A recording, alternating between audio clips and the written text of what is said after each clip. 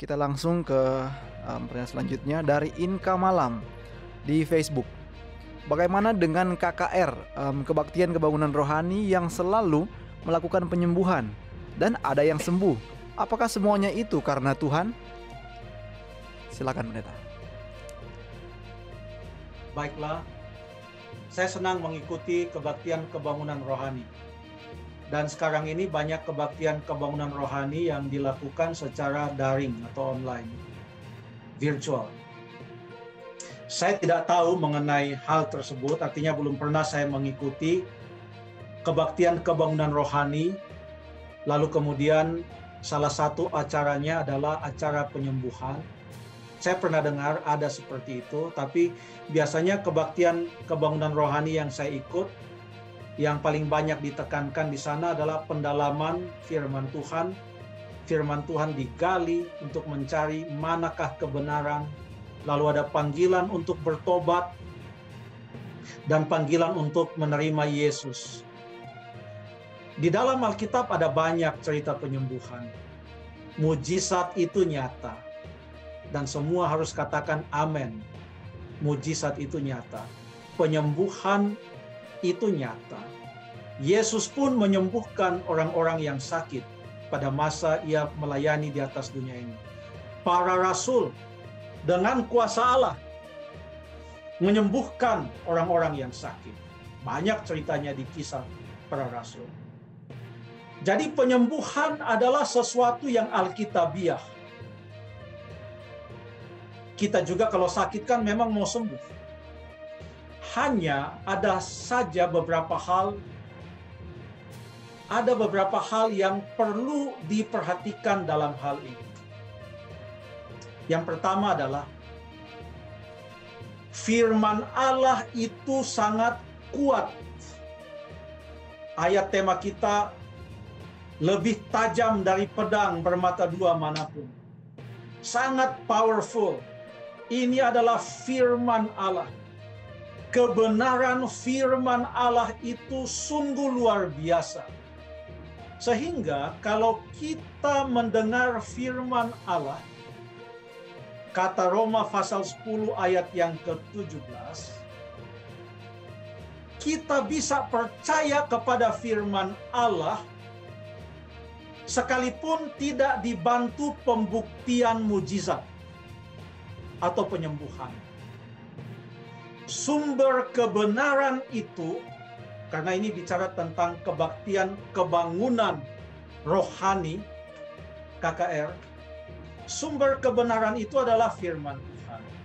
Dalam salah satu perumpamaan Tuhan Yesus, di mana dia menggunakan gaya bahasa personifikasi sehingga mengumpamakan seolah-olah orang yang sudah mati itu masih bisa bicara, antara Lazarus dengan orang kaya dalam Lukas 16.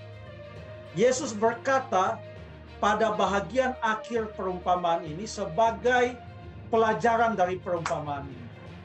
Lukas 16 ayat yang ke-29 sampai ayat yang ke-31. Saya baca ini ayat. Tetapi kata Abraham, ada pada mereka kesaksian Musa dan para nabi. Baiklah mereka mendengarkan kesaksian itu. Jawab orang itu, tidak Bapak Abraham. Tetapi jika ada seorang yang datang dari antara orang mati kepada mereka, pasti mereka akan bertobat. Kalau hanya firman Tuhan, gak mungkin mereka bertobat. Mesti ada pembuktian dong, ada yang datang dari antara orang mati katanya. Ayat 31.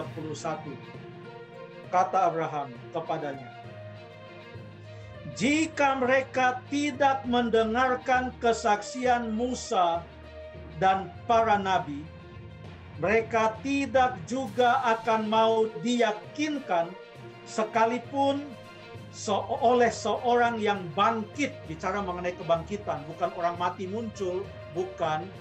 Tapi sekalipun ada mujizat kebangkitan kayak Lazarus dalam Yohanes 11 bangkit dari antara orang mati, lalu pergi menginjil, mereka akan percaya juga kepada Lazarus yang sudah bangkit itu, kalau mereka tidak percaya kepada firman Tuhan. Artinya membuktikan bahwa firman Tuhan itu lebih berkuasa dari mujizat, sekalipun mujizat kebangkitan orang mati.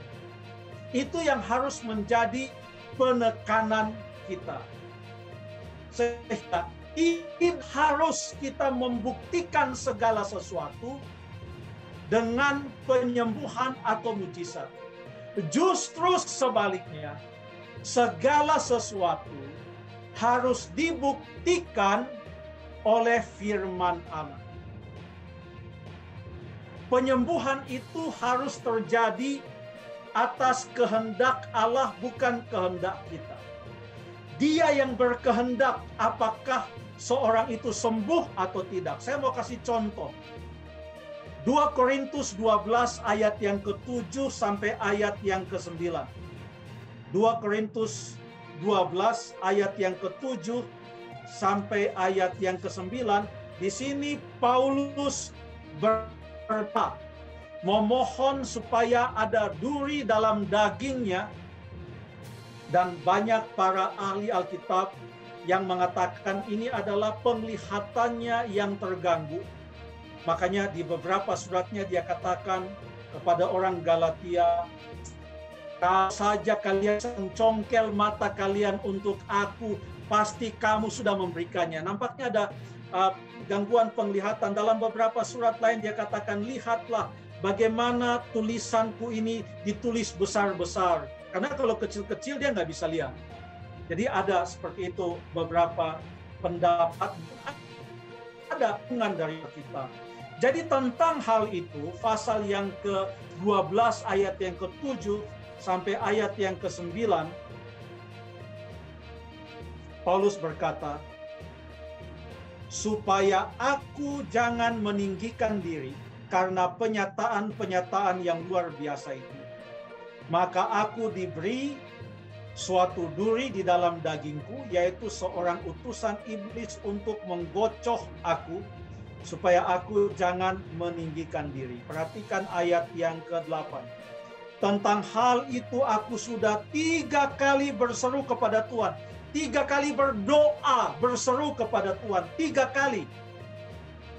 Supaya utusan iblis itu mundur daripadaku. Tapi jawab Tuhan kepadaku, cukuplah kasih karuniaku bagimu. Sebab justru dalam kelemahanlah kuasaku menjadi sempurna.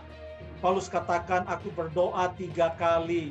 Tapi Tuhan atas kehendaknya mengatakan, untuk yang ini maaf ya, aku tidak bisa menjawabnya. Jadi kesembuhan itu adalah kehendak Tuhan. Kita tidak bisa menyetel Tuhan pada setiap saat, kapanpun, pokoknya harus sembuh. Harus selalu atas kehendak Tuhan. Dialah yang berkehendak. Mengapa kita harus berhati-hati? Karena di zaman akhir, kata Matius 24 ayat yang ke-24, Matius 24 ayat yang ke-24 berkata, sebab Mesias-Mesias palsu dan nabi-nabi palsu akan muncul, dan mereka akan mengadakan tanda-tanda yang dahsyat dan mujizat-mujizat, sehingga sekiranya mungkin mereka menyesatkan orang pilihan. Jadi ada mujizat-mujizat palsu. Karena kalau dengan firman Tuhan, orang-orang pilihan yang sudah betul-betul mengikut Yesus dan faham firman Tuhan tidak akan disesatkan. Mereka bisa disesatkan kalau ditambah dengan mujizat-mujizat palsu, dengan tujuan untuk membuat mereka tersesat. Kalau ini sekarang terjadi, kita perlu melihat bahwa yang harus ditinggikan adalah firman Allah. Dalam setiap kebaktian kebangunan rohani, biarlah pemaparan firman Allah menjadi inti dan puncak segala sesuatu. Saya pikir itu yang bisa saya sampaikan. Terima kasih. Baik, terima Makasih, kasih Pendeta. Pendeta.